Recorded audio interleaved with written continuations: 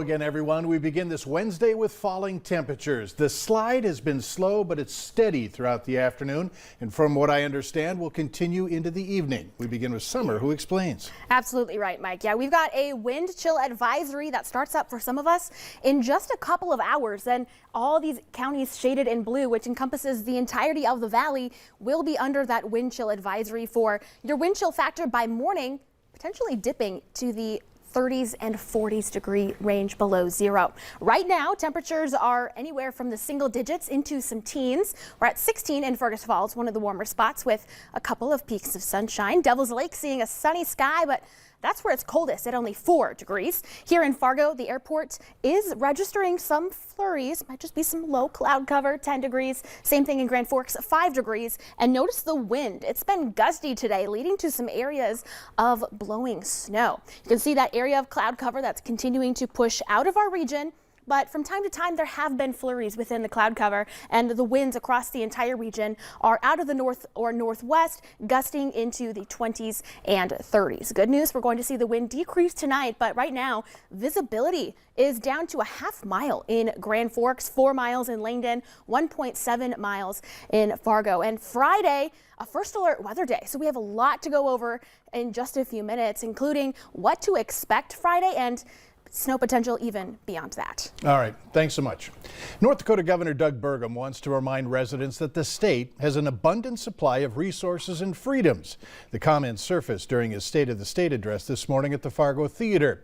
Governor Burgum also addressed the challenges of global conflict and domestic issues like social media, political divisiveness, and the Biden administration's policies that impact North Dakota's two largest industries, energy and agriculture. The governor emphasized North Dakota's place on the global stage. Hardworking North Dakotans know that we're in the business of feeding and fueling the world. And as such, we're not in competition with our friend, our neighbor, the person we've never met on Facebook. We're in competition with other states. And we're in competitions, our state is in competition with other nations. We're competing for talent and for workforce. We're competing to retain our youth and our adults. We're competing for the capital and the investment to help our state reach its fullest potential. While North Dakota's unemployment rate sits at 3.1%, the state is working on building a more robust workforce and bringing in investment to advance agricultural technology, moving the state into the future. The governor also emphasized the beauty of North Dakota despite the cold temperatures this winter. New at 4, 2 women have been charged with third-degree murder in the March 2021 overdose death of an Elbow Lake, Minnesota man. Rachel McMillan of Elbow Lake and Montana Hedstrom of Dalton are accused in Jonathan Mertland's death. He was found not breathing died several days later of a fentanyl overdose.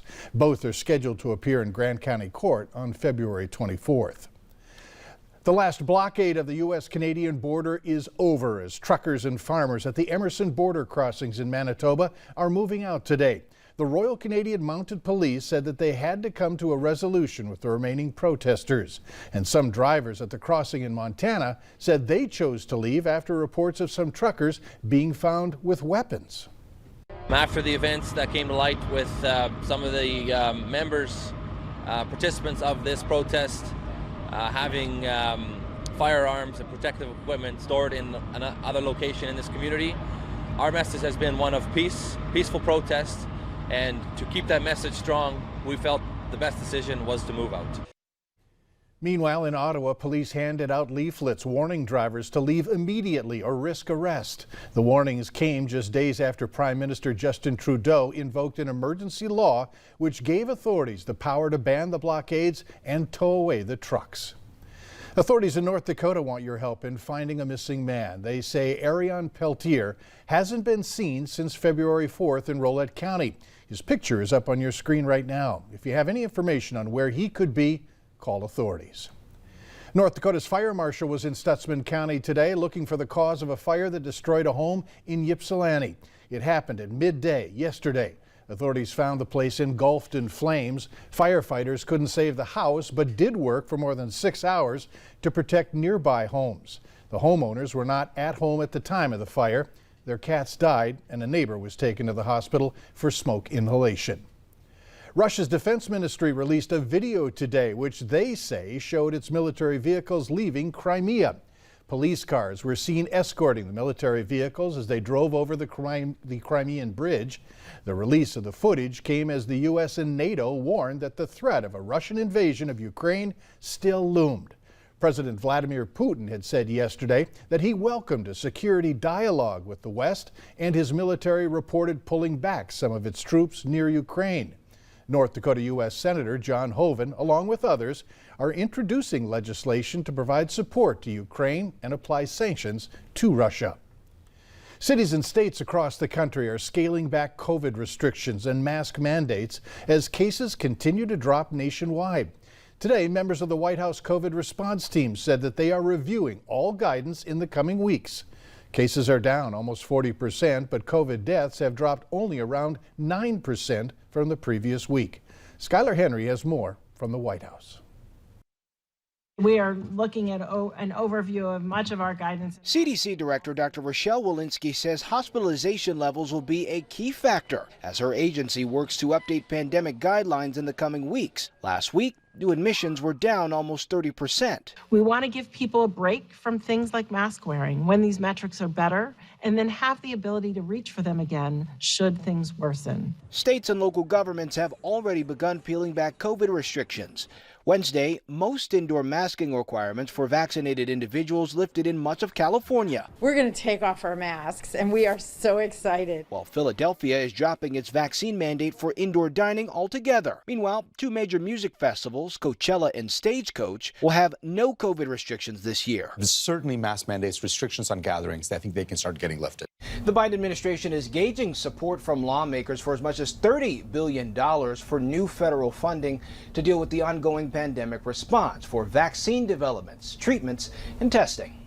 The president's COVID team says it has already shipped 200 million at-home test kits directly to Americans. Once a package ships, over 60% are delivered within 24 hours and 90% within 48 hours. This is an effort that has no precedent. The Biden administration has formally asked testing companies for input on how best to sustain and possibly scale up test manufacturing this year. Skylar Henry, CBS News, the White House.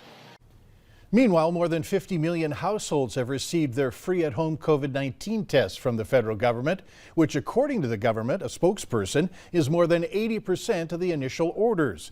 The Biden administration announced in December it bought 500 million at-home COVID-19 tests to be mailed to Americans. The government launched a website to sign up for the free tests in January. It's Mask Off Day at Disney. The most magical place on earth is dropping its mask mandate for vaccinated guests. The change is effective beginning tomorrow. Disney World says guests will still be required to wear masks on enclosed transportation like buses and monorails. Disneyland also plans to drop its mask mandate for vaccinated guests. Now that the Super Bowl is over, the Minnesota Vikings have officially hired a new head coach for the team.